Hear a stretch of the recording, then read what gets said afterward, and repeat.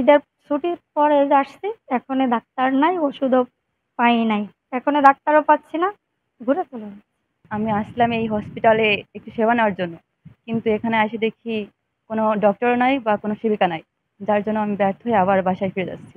Doctor দেখাতে আইছিলাম, doctor পাইনি, তালা মারা, তাই বাড়ি চলে যাচ্ছি। আসলে মাঝে মাঝে খোলা পাই, মাঝে মাঝে বন্ধ পাই। ওষুধ থাকে না, তার কি ওষুধ নেব? আমি এখানের অফিস সহায়ক পদে আছি।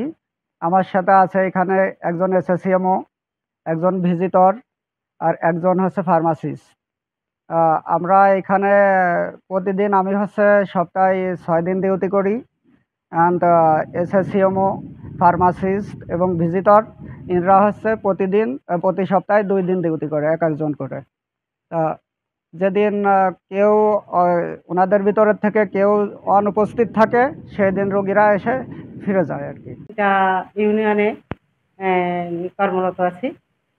সপ্তাহে আমি এমসিডব্লিউসি পেডলিতে আমি 2 দিন বসি, মঙ্গলবার এবং বুধবার। ওখানে আমি আগত মা এবং শিশুদের আমি স্বাস্থ্য শিক্ষা এবং প্রাথমিক যে সমস্যাগুলো সেগুলো শনাক্ত করি, সেগুলো ব্যবস্থা দেওয়ার চেষ্টা করি, এবং যদি কোনো জটিলতা পাই তাদের আমি রেফার করি ঊর্ধ্বতন কর্তৃপক্ষের কাছে। এবং আমি পাশাপাশি জন্ম নিয়ন্ত্রণ পদ্ধতি বিতরণ করি, মাদের উদ্বুদ্ধ করি, মাদের স্বাস্থ্য শিক্ষা দেয়, কিশোর কিশোরীদেরকে আমরা স্বাস্থ্য শিক্ষা দেই, তাদের মানে রক্ত স্বল্পতা নিয়ন্ত্রণের জন্য আয়রন ট্যাবলেট বিতরণ করি, তাদের স্যানিটারি প্যাড ব্যবহার করার জন্য উদ্বুদ্ধ করি, বাল্যবিবাহ রোধে আমরা কাজ করি।